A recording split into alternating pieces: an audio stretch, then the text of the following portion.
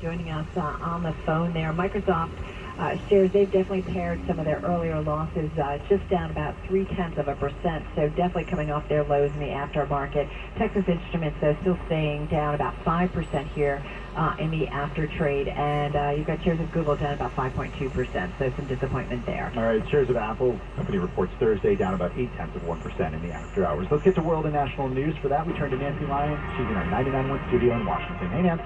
Thanks, Tim. President Biden continues to refute Russia's claim that Ukraine is preparing to use a dirty bomb and blame Russia for it. Biden calls that accusation transparently false. Russians are making an incredibly serious mistake for to use a tactical nuclear weapon. President Biden spoke while receiving the new COVID-19 booster. He wants all Americans to receive the shot by the holidays. So far, about 19 million Americans have received the updated shot, which targets the original virus along with the Omicron variant and its subvariant. Federal officials say they've busted a massive cyber fraud ring that was run by a man from Ukraine. U.S. Attorney Ashley Hoff says Mark Sokolowski was allegedly selling software that could be used to steal usernames and passwords. Hoff says millions are at risk. The FBI has identified more than 50 million credentials in the data that we have been able to acquire to date. Hoff says Sokolowski was caught in the Netherlands and will be extradited to the U.S. A Russian court today rejected an appeal by WNBA star Brittany Griner against her 9-year sentence for drug smuggling. The ruling means Griner, a 2-time Olympic gold medalist, will leave pre-trial detention near Moscow and be sent to a penal colony elsewhere in Russia. Fewer Americans feel confident about the economy these days. The Conference Board's Consumer Confidence Index fell 5 points in October after rising for 2 straight months. The board's Lane Franco says the concerns were driven by inflation worries. Global news 24 hours a day, on air and on Bloomberg Quick Take, powered by more than 2,700 journalists and analysts in more than 120 countries. I'm Nancy Lyons.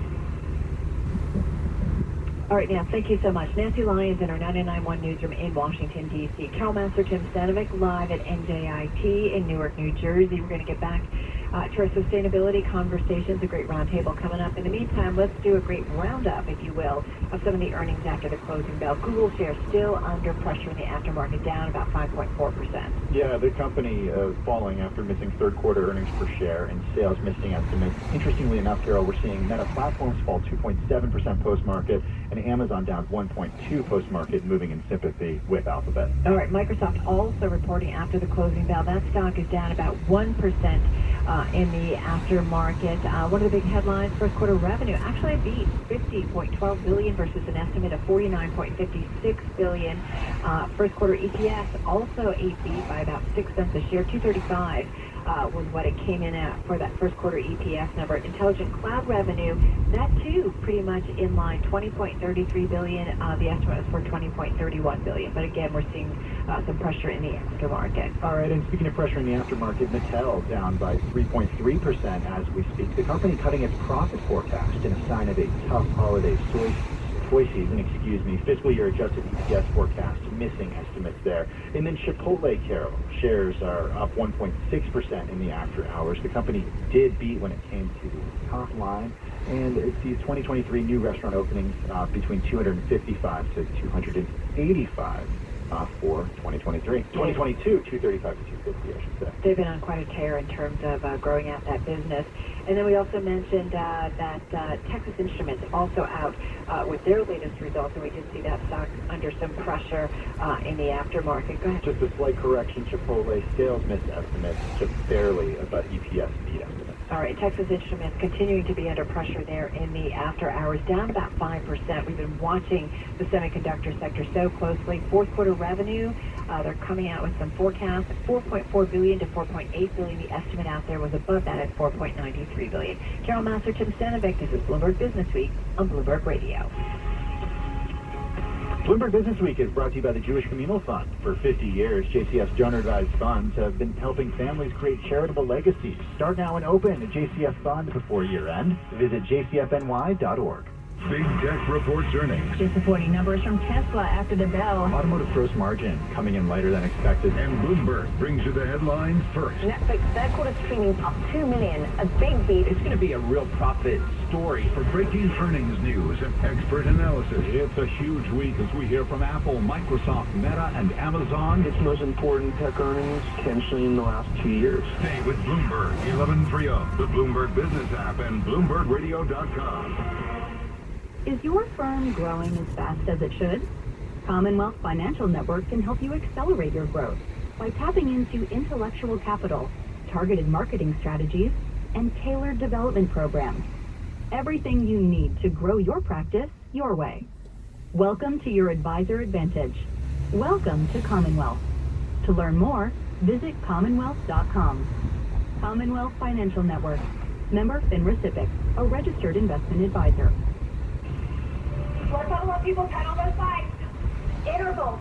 Burn. Come on, burn. Woo! Performance is more exhilarating on a real road. Introducing the Audi Q5 with a 261 horsepower engine that'll take you 0 to 60 in 5.7 seconds. Only available in Test Club. Don't let someone else drive off in the Audi model you've always wanted. Visit your tri-state area Audi dealer to get behind the wheel of yours today, or visit AudiOffers.com for more information. Bridge Bank helps breakthrough ideas actually break through and remains dedicated to providing financial solutions to the risk takers, the game changers, and the disruptors, those committed to making the world a better place. Bridge Bank has been providing financial solutions to technology and innovation companies from inception to IPO and beyond for over 2 decades through its national network of banking teams and offices. Bridge Bank, a division of Western Alliance Bank, member FDIC. Bridge Bank, be bold, venture wisely. 4:15 on Wall Street. Time now for Bloomberg Drive Time traffic and weather. Starting on the Southern State Parkway westbound at Wantagh Avenue, an accident in the left lane and a delay of 15 minutes back from Broadway. Eastbound, everybody does slow down to see what is going on the other side of the road. In Queens, the Van Wyck, 25 minutes southbound from Horace Harding Boulevard down towards Liberty Avenue. The Victory, a half hour westbound Meeker Morgan towards Kevin Plaza. It's about a half hour into the George Washington Bridge via the Cross Bronx Expressway, backed up to the Bruckner Interchange. Well, the ride in Manhattan trying to get up to the bridge has gotten a lot worse over the last half hour. It's a very heavy ride on the west side to the mid-50s, and slow in spots on the east side to the 40s. Yes, all the way on up to the bridge. Outbound Holland, Tunnel 20 minutes. Outbound Lincoln 10. Bloomberg 1130, 3-day weather. Tonight, still maybe a few showers, low 60 to 65. Tomorrow, still a chance of showers, high near 70. Thursday, sunny skies, finally high 65 to 70. Friday, mostly sunny and 60. Mostly cloudy in New York right now. We are at 71 degrees. The law in every state requires drivers to always stop for a school bus when the stop arm is out and the red lights are flashing. Paid for by the National Highway Traffic Safety Administration. 71 degrees with the best ride in and out of the city. I'm Ed Pileggi, Bloomberg 1130. Bloomberg Business Week continues. Headlines and breaking news 24 hours a day at Bloomberg.com, the Bloomberg Business app, and at Bloomberg Quick Take. This is a Bloomberg Business Flash. From Bloomberg World Headquarters, I'm Charlie Pellet. A flood of earnings after the close of trading. We begin with Alphabet, parent of Google. It reported revenue that missed analyst estimates. After hours, we now have Alphabet down by about 5.8%.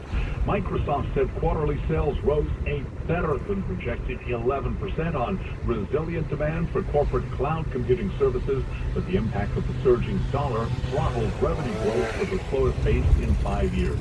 Microsoft after hours down now by about 1.9%. Chipotle Mexican Grill reported comparable sales for the third quarter that beat the average analyst estimate. After hours, we've got shares up by 2.9%, and Visa shares little changed. Visa reporting adjusted EPS for the fourth quarter that did beat the average analyst estimate.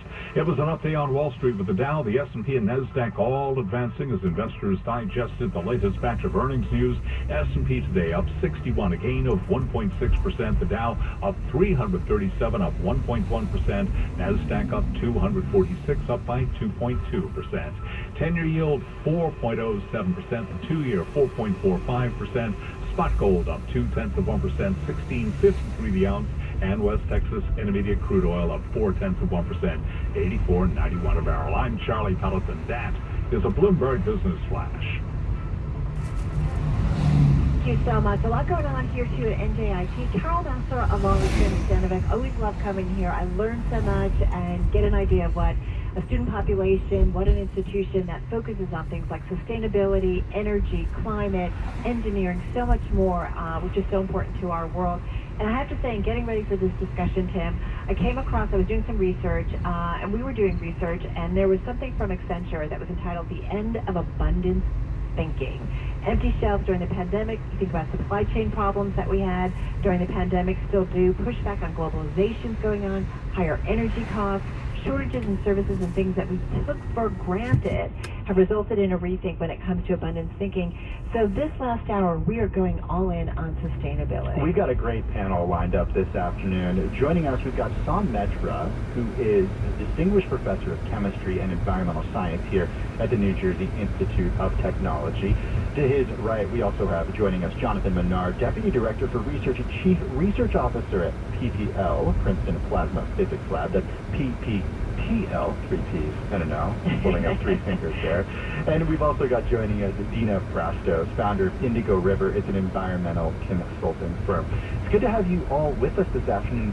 Dina, I want to start with you and just give us big picture here, how you are thinking at Indigo River about when it comes to energy and climate adaptation. How should we all be thinking about it?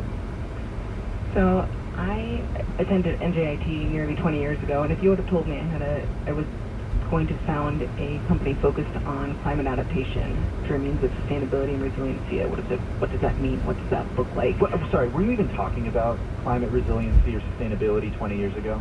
Sustainability, surface level sustainability, okay. Absolutely.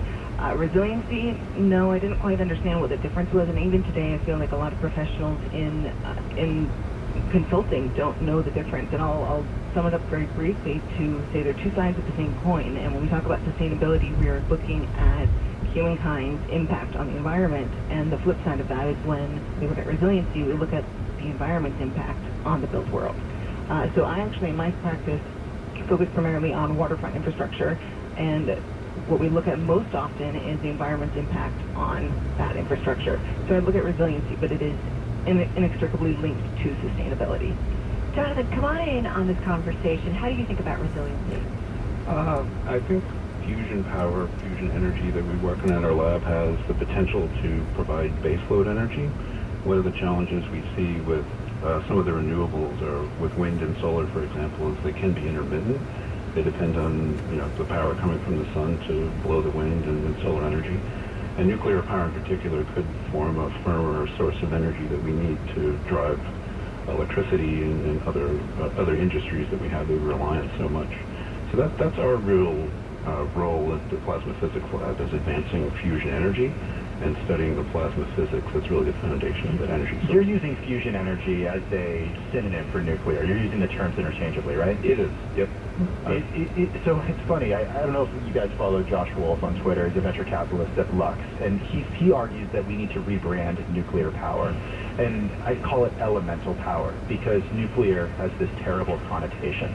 What do you make of that? It has a brand image problem? It does. I mean, think about, right? You got Fukushima, you've got 3 Mile Island here in the U.S., and then, of course, Chernobyl in the 1980s. It's very true. I was actually trained as a nuclear engineer and got the bug for fusion, looking at some of the waste concerns, safety concerns for fission nuclear power. But nevertheless, the safety issues associated with fission energy are quite manageable, and really is an important source of energy and electricity. For example, 20% of our electricity in the United States comes from fission power and nuclear energy. France is 70%, South Korea just under 30%. So it's a very important part of the energy portfolio, and I think it's one of the few options we have for firm energy to really take up the baseload energy that we need in our economy and to power the world. Tom, come on this conversation. You're teaching chemistry, you're teaching environmental science here at NJIT. How much, let's piggyback on what we've been talking about. I'm shocked how much we've talked about nuclear energy here, because it doesn't come up a lot. Everybody's solar. And also, we've just closed Indian Point nuclear power plant here in the tri-state area. So there's a perception problem too, I think. Yeah. I'm not really an expert in nuclear energy, But talking about the big picture of sustainability, I think, But is it part of that? Like, do we need to think about it as well? Oh, definitely, yeah, definitely, definitely. If you factor in the safety issues, and if we can really factor in the safety issues, and we can have safe nuclear energy, absolutely, yeah, definitely. Well, expand too in terms of your teachings for the students who are here, maybe some of them in this room and in general.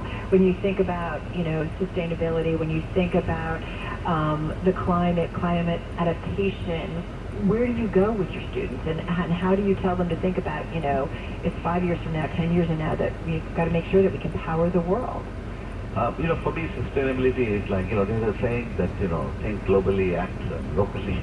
So sustainability starts from your morning coffee cup. Every time you buy a Starbucks coffee, do you think how many trees goes into making, all those Starbucks coffees, for example, how much water pollution is coming from all those coffee cups, things like that. Right. So then you dig down to every little thing and see, what is happening. So for example, let's say hand sanitizer, right? A typical hand sanitizer is about 70% isopropyl alcohol, 30% water. Now the wastewater from the hand sanitizer is 7% isopropyl alcohol. So what do we do with that 7% isopropyl alcohol? We mix it with solvents and we burn it. So there we produce carbon dioxide. Now is there a way we can take that 7% isopropyl alcohol and concentrate it to 70%? So now it's back being a hand sanitizer. That's the kind of thinking we need at grassroots level, is what I think. Professor Mehta, I want to broaden it out to where batteries come into this conversation, because I know a lot of your research has to do with increasing the life of standard household batteries, but I have a personal question first. When are you going to extend the life of those household batteries? I have a 3-year-old, and I go through about a dozen AA batteries a week, and it's definitely not sustainable.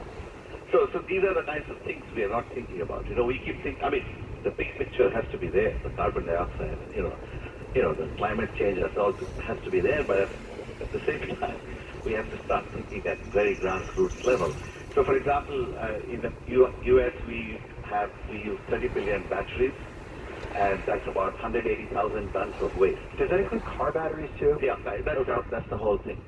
Okay, now AA and AAA, for example, the technology, these are mainly alkaline battery, which is like from the 1960s, 1968, I think, that's when AA alkaline batteries came into picture. Yeah. So we said, okay, there's all this lithium battery work. Can we do something with our AA battery? That's something to think about. Just like you said, your house is going through, hundreds of these things per year, right? Amazon's happy about and 20% of the hazardous waste in this country is basically household batteries. Wow.